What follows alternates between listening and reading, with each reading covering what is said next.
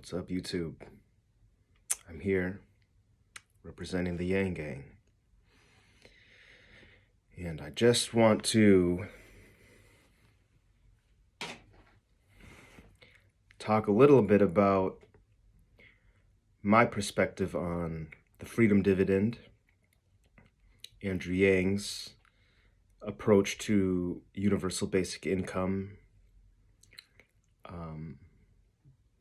Basically, I want to just tackle some of the questions people like to throw at that idea, at that kind of a policy proposal. Yang's talked plenty about the how will we pay for it question, which of course is chiefly through a value-added tax, essentially a sales tax that's targeted to reap revenue from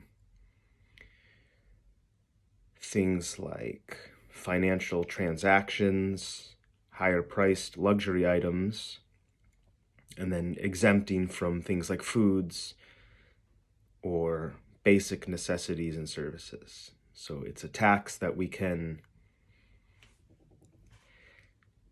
yes, maybe a little bit distastefully to some, but it's a tax that, if this proposal works the way we want it to, is going to target the rich and the extremely wealthy. The more wealth you have and are throwing around, aka those large, expensive items, yachts is an example Andrew Yang likes to use. If you're going to buy a $100,000 yacht, then yeah, there's going to be some tax on that. Because look, how many yachts do you really need anyways? If you buy 2 of them, you probably should, if you can afford to buy 2 yachts, you probably should be paying some taxes. Come on now. That aside, talk to Yang about that one. That's not really the question I'm here to tackle. It's a common one, but the answer he gives satisfies me. Value-added tax, among other things like saving money on some of the current assistance programs, as well as, of course, also what he talks about, the trickle-up economics of the policy, which is a really good way to look at it. And in a sense, it's no different than the theory that people were sold of trickle-down economics, but it's the practice of what that theory could be, but never was in practice. It trickled down into collection cups that really wealthy people had. They were siphoning off rather than letting the economics or the economic value trickle down, truly. I think the best explanation for it, in my mind, I like to explain to people, is to think of it like a tree. Money is just fuel or energy. In the case of the tree, money, you could think of the revenue and the wealth that's created by the economy as being the fruit of the tree. And yes, it's not a moral sin to collect some of that fruit, harvest it, eat it, and enjoy the benefits, reaping some of the fruit of the labor, so to speak. But in the sustainable natural world, a lot of that fruit is supposed to simply fall from the tree, hit the ground, and go back into the soil, which feeds nutrients to the roots of the tree. Those nutrients trickle up through the tree and ultimately are transformed into fruit again. And there's a cycle. As long as the fruits are allowed to freely fall all the way to the bottom, they don't stop midway down, they go to the bottom. They re-enter the system from the ground up, the trickle-up economy. Money is just the fuel of the economic tree, if you will, the tree of the economy.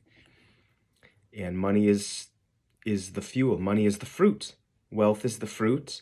Wealth or money is the fuel, is the nutrients that the soil needs.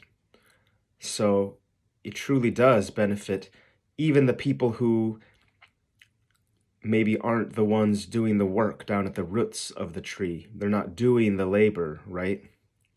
the capitalist class, are essentially just the ones taking the fruit, yes, but as long as they're allowing some of that fruit to recycle, the tree is healthier. It's better for the tree itself in terms of long-term stability and health.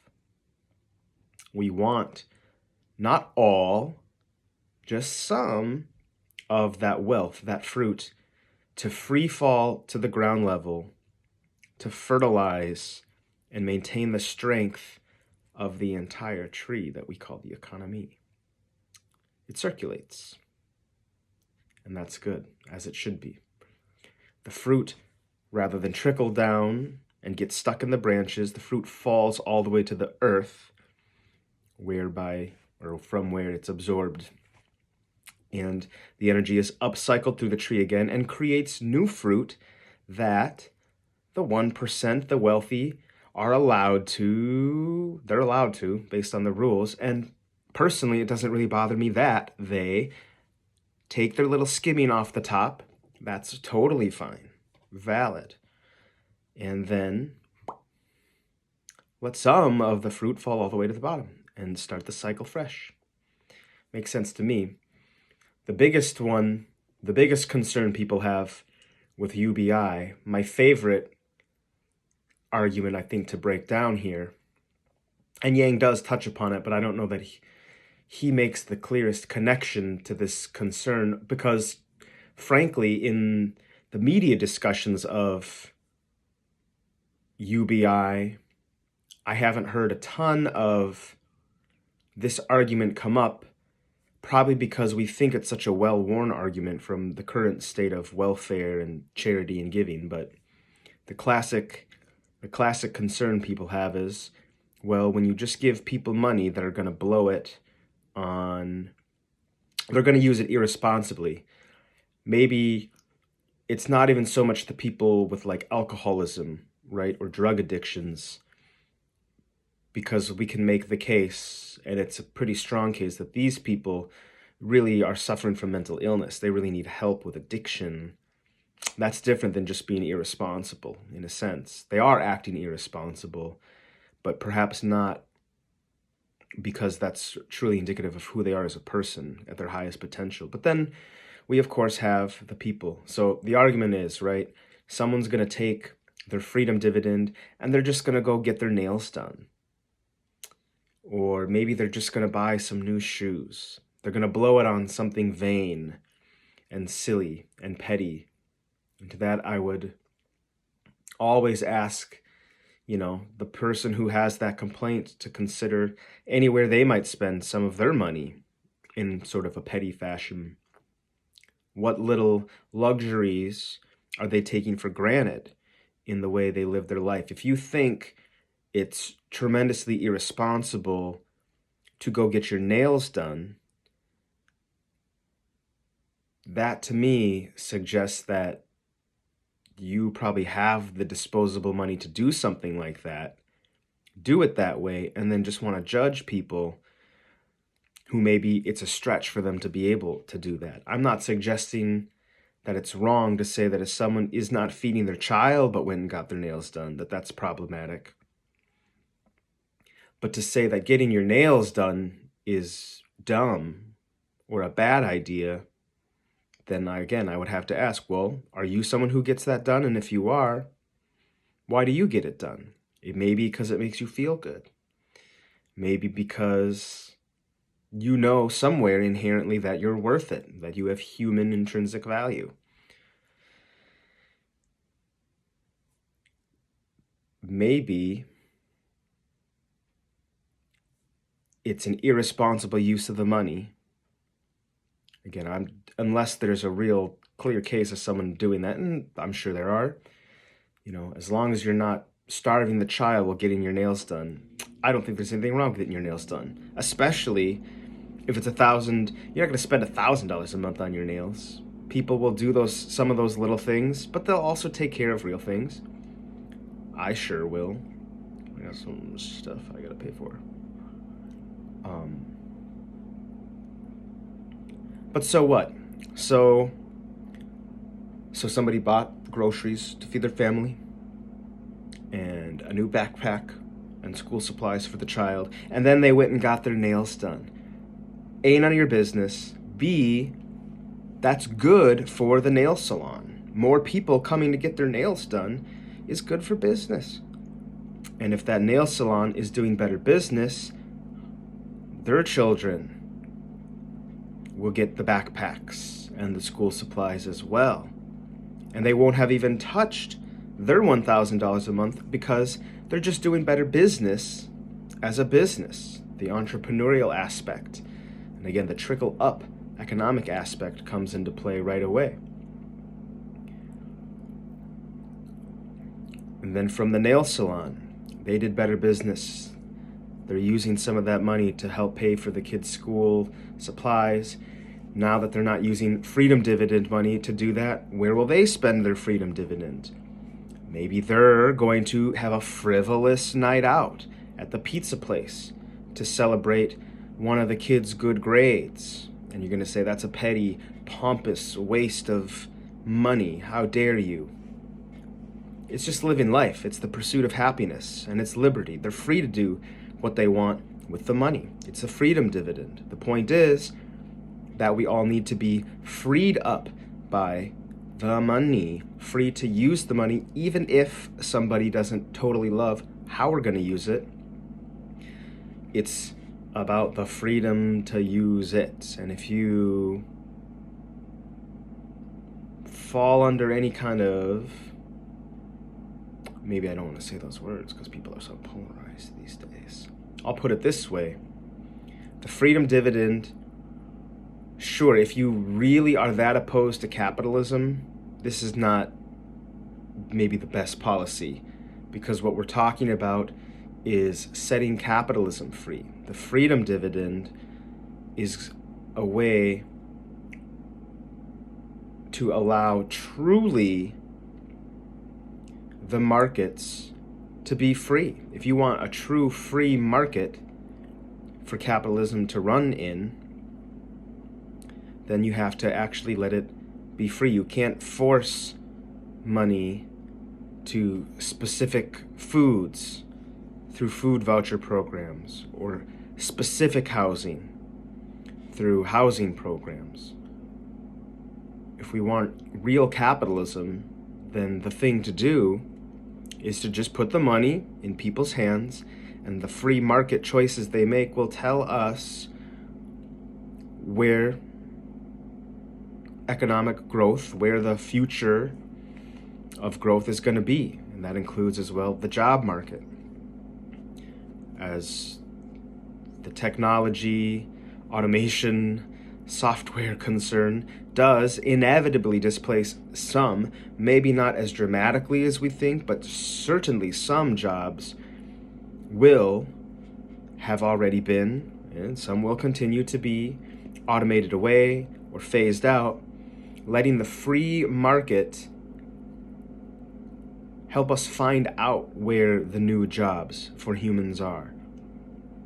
When we have $1,000 a month and can all afford to go get our nails done, nail salons may become, the thing to do. You don't need to go get a liberal arts degree. You just gotta get really, really good at painting your cousin's nails, and then open a nail salon. Everyone can paint each other's nails. I don't know if robots could do that. Maybe they can, so perhaps it's not nail salons. Maybe it's back to, where did the nail salon people spend their freedom dividend? Pizza parlors.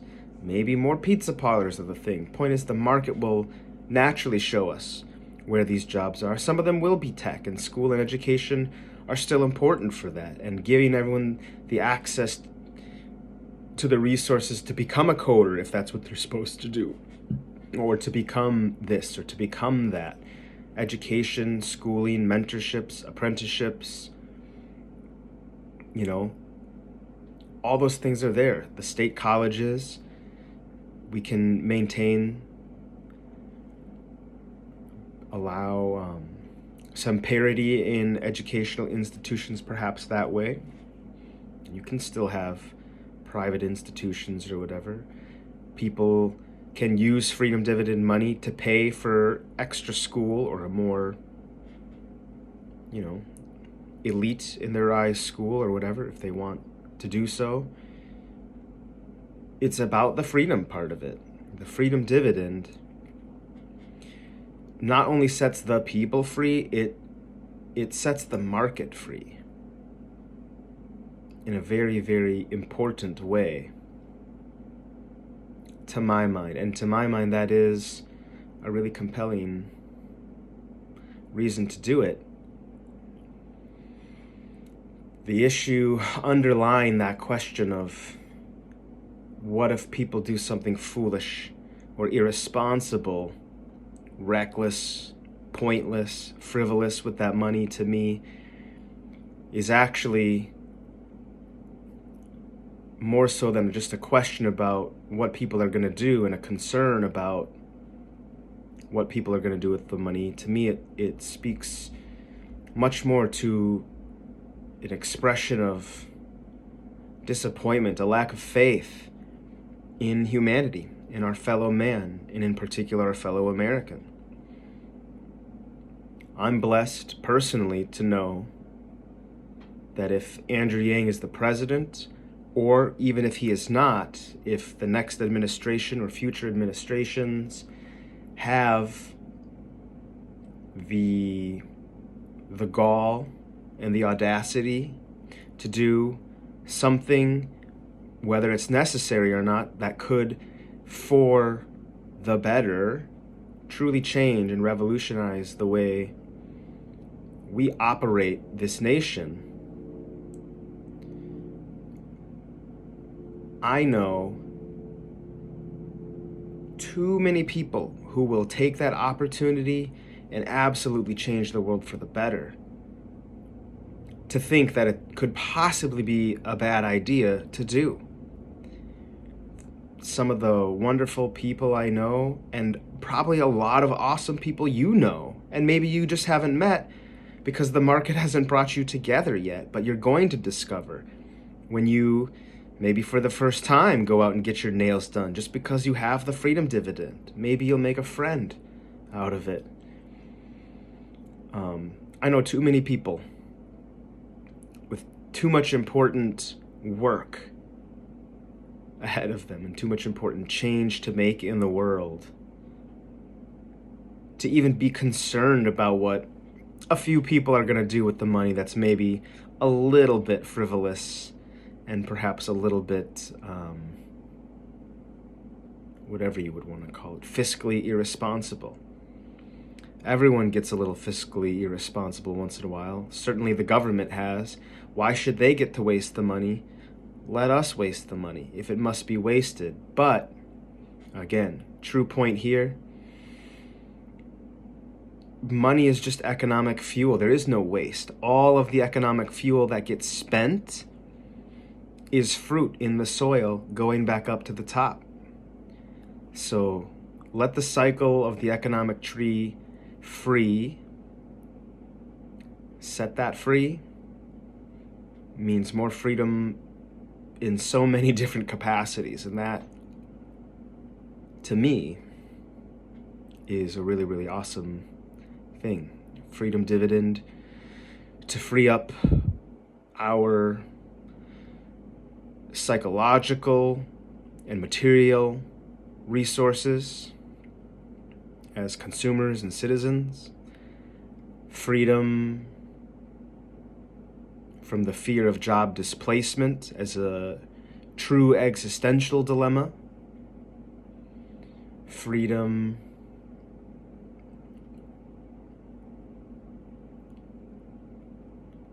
to take more risks. Freedom to strive for what we always wanted to do, or maybe believed we were supposed to do, but didn't have the time, the energy to pursue because we were busy paying bills. This is a way to set us free, and in the process to set the market free, because when there is plentiful fuel, plenty of energy entering the economic system, it will naturally and healthily operate. The money will go where it's supposed to go. A lot of the money is going to still go to the same places. The basic things that the market would tell us are important are still true: housing, food, transportation. It's not to say that these things need to be phased out of being so important in the market, but it's just a question of what else is important in the market. Maybe if just getting by and paying the bills wasn't the end-all be-all for so many people, there would be more money for the artists, the artisans. There would be more money for the things that are thought of as luxuries, but we know anyone who has had a blessed enough existence to know some of those luxuries, we know that they're absolutely vital. The opportunity to, leisurely enjoy literature, other arts, music. The Freedom Dividend is a way for everyone to experience a little more of that. It's the freedom to pursue liberty, happiness. It's the freedom from that pressure and that burden, not just materially of needing money, but also freedom from having to fit into places we don't really belong just to survive. Many a doctor isn't supposed to be a doctor. The money was just good, so they did it. But they're actually supposed to be painting. Many a painter who knew they were a painter got stuck making expensive coffee beverages to make ends meet and never bothered to finish their gallery and put it on. The Freedom Dividend is exactly the kind of wild card we need. A lot of people made a vote in 2016 that was more than anything else an expression of throwing their hands up into the air and saying, a shakeup, that's what needs to happen. We need some kind of chaotic moment to make an adjustment, to reset what we're doing, to step out of the groove we've been in and think hard about what we really want and how we can really achieve it. The American dream, as we all know it, or at least have some understanding of, whether that's because we're living it, we're chasing it, or we feel that it's been systematically denied to us. In any case, if we can make America think harder about what that American dream really is for us as an individual, whether that means the freedom to make art and be happy, or whether it's the freedom to sweat in a shop, maybe to work in a carpentry shop, making hand-designed or making custom cupboard woodwork, whatever it may be, whatever your thing is, the freedom to pursue that and know that you can invest time into that as if you were getting paid for it. If only I could get paid to eat Frosted Flakes. If only I could get paid to come up with t-shirt designs. If only I could get paid to, make my paintings. If only I could get paid to just cook the dinner I make every night. The freedom dividend is a way for us to feel as if we are getting paid for doing the things that we know that light us up, that we're maybe really good at, but just aren't getting paid to do. Maybe there's no job attached to it, but it's our true calling. The freedom dividend is like getting paid to do the things you know you're supposed to do, but maybe aren't even that good at.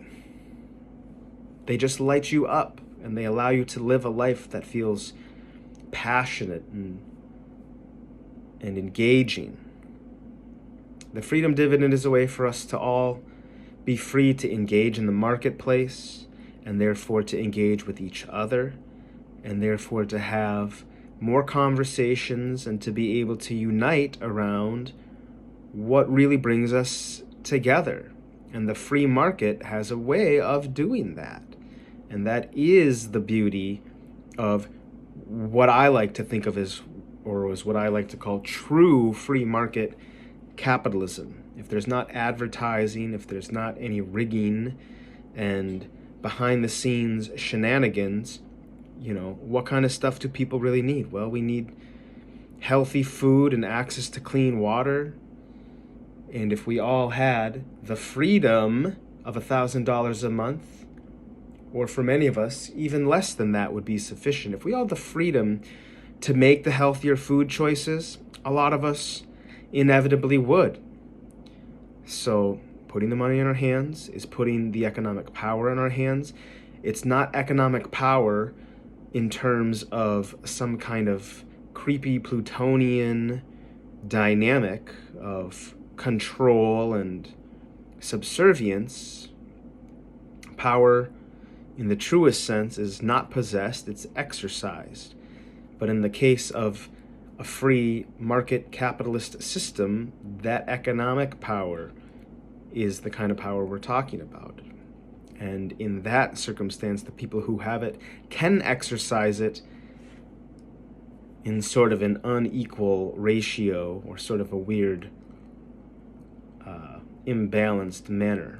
So it's not that we're putting power into the hands of the people out of some kind of, and some people maybe would be disappointed by this idea, but it's not some kind of overthrow or destruction of anything inherently. It's just allowing what we all know to actually be true and right to gracefully and naturally unfold, because when artificial market pressures can be relieved by the freedom dividend. If you're an economist and you're mad at this, I guess I'm not that sorry, because I'm not an economist and I'm just speaking my mind and my heart. And I've been speaking way longer than I intended to, so I'm just going to wrap this thing up. The point is, this idea, if you're remotely optimistic about yourself, your community, if you have any inkling of enthusiasm for your country and belief in your country, then it's a no-brainer. The only kind of person who really thinks it's that bad of an idea to even just try is someone who lives in a pretty bleak world, despite having enough money that $1,000 extra a month doesn't have any appeal to them. You almost have to be privileged to say, I don't want something like that to happen. So, any caucus goers who see this video in time, let that be the reason you go. Stand up for me, for everybody, for your community, for yourself, for the people you know. Stand up for the fact that